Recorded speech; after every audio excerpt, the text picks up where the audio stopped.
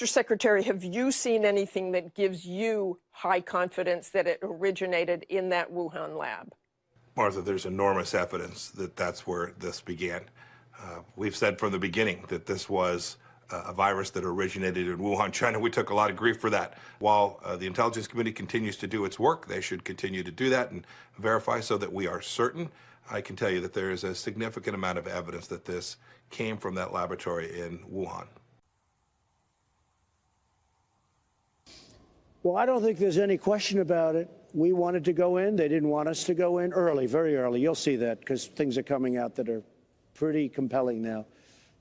So I don't think there's any question. Don't forget, China tried to blame it first on some of our soldiers. That turned out to not go too far. And I really got very upset with that. That was not right. And then they tried to blame it on Europe.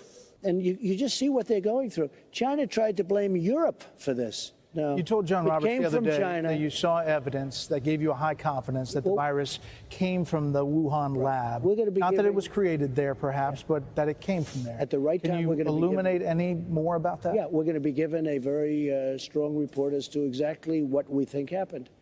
And I think it'll be very conclusive. Is there any suggestion that it was anything nefarious or that it was just a mistake? So I think they made a horrible mistake. And they didn't want to admit it. We wanted to go in. They didn't want us there. Even World Health wanted to go in. They were admitted, but much later, not immediately. And my opinion is they made a mistake. They tried to cover it. They tried to put it out. It's like a fire. It's really like trying to put out a fire. They couldn't put out the fire. What they really treated the world badly on, they stopped people going into China, but they didn't stop people going into the USA and all over the world. So you could fly out of Wuhan, where the primary problem was, all of the problem, essentially, also where the lab is. But you could fly out of Wuhan, and you could go to different parts of the world, but you couldn't go to Beijing, and you couldn't go to any place in China.